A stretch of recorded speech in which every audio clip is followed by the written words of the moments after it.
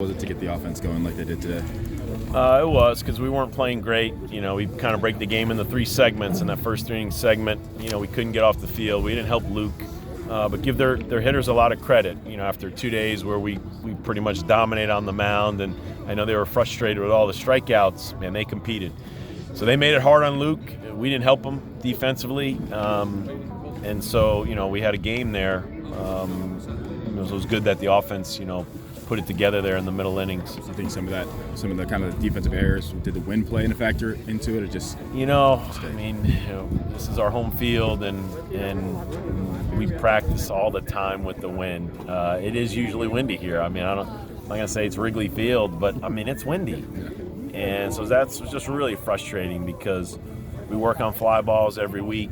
We take so much pride defensively, and we just had some mental lapses there. So just that was really frustrating because we didn't play great. But hey, at the end of the day, we got a huge performance, out of Webster, out of the bullpen. We got the offense going. We did get a bunch of hits. We scored a bunch of runs. So, but you just got to address things because we have to play better. And as you said, you didn't play well behind him, but Luke didn't maybe have his best stuff today either a little bit. No, but you learn that, after the last 2 days, it's easy to play defense when the pitcher's striking out a bunch of guys. And we could have helped Luke, In the first, we don't make a play, we don't get off the field. An inning or two later, we don't make a play, we don't get off. Those are runs. We're giving up runs, and we're forcing him to throw more pitches. And fortunately, he's a competitor, and so even without his best stuff, he competes and he gives us a chance. You mentioned the offense. It's kind of an up and down the whole lineup. Everybody seems to be contributing. Is that kind of what you expected out of this lineup? You have to. If you're going to be good or great, you have to have balance up and down your lineup. And yes, without two older, really talented hitters in the lineup, you don't want to put the burden on one guy. I thought maybe Britton or another guy might have pressed a little, tried to do a little too much this weekend, where it should be 1 through 9, and we saw that yesterday, I thought, and then today with some new guys in the lineup. We did have some success, and seemed like we had more balance, no doubt. Henry's really consistent, pretty much since the get-go this season.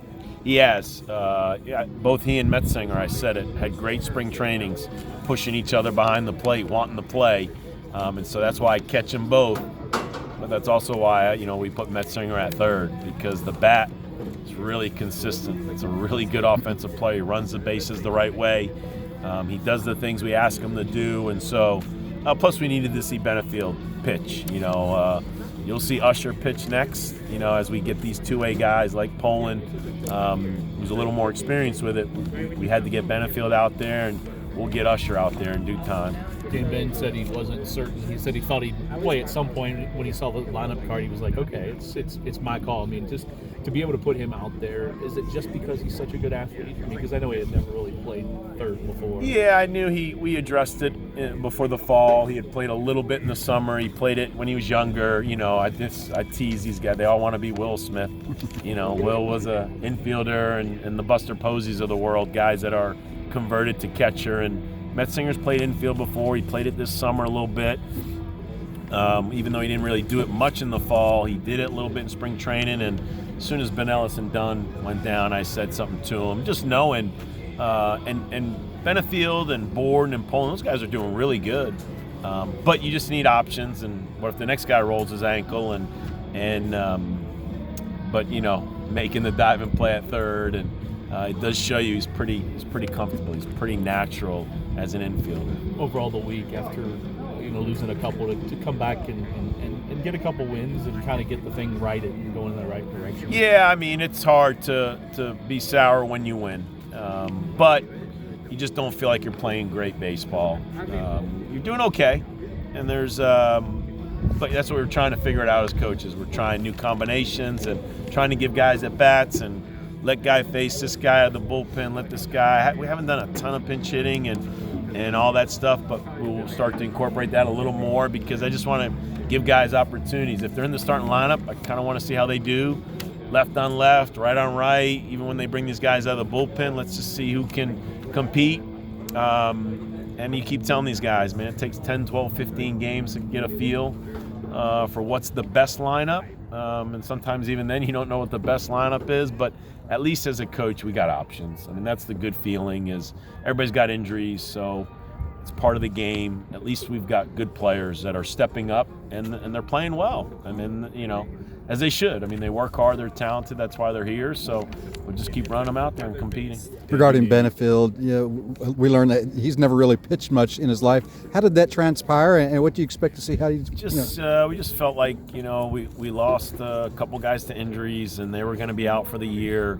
Coach Williams just felt like righties. We weren't as deep on the right-handed side as we'd like to. So we had a little trial in the fall, and we had Henry Davis, and we had Benefield, and we had Usher, and we had Wiegman, and we had 4 or 5 guys get on the mound, and just and so we settled on Benefield and Usher. Just seemed like 2 guys, and so we worked them in spring training. They got to throw every weekend, and so you don't expect them to dominate, but you expect them to compete because they're position players. So for me, one of the bright spots I thought today was just Poland running out there in the 9th, and because he hasn't been as sharp as he was last year, and knowing we need to get that arm going. So how he pitched and the walk, 3-2 count, you're not crazy about, but I think he feels better about where he's at pitching after today, just making a little adjustment, and because we're going to need him. Dan, you knew you would have a deep, talented pitching staff. 45 strikeouts in a weekend, that ties a program record. Just, I don't know if did you ever expect that type of number? I don't put anything past those 3 guys, not to mention the bullpen and take nothing away from the guys in the other dugout. Those guys are just really talented, and I always felt like they feed off each other, So Detmers is better because you got Miller, and Miller's better because you got Detmers, and then they're both better because you got Luke Smith. I just think you become a product of your society, and so all 3 of them have a chance to be great, and they work hard, they push each other, they're pulling for each other, they're probably each other's biggest fans, but there's always that competition. So anytime Reed sets the tone like he does, and he's done that a lot on Friday, that gives guys momentum to run out there and be aggressive in the zone, because you just saw Reed strike out guys, and so you hope he just keeps setting the tone like that every Friday.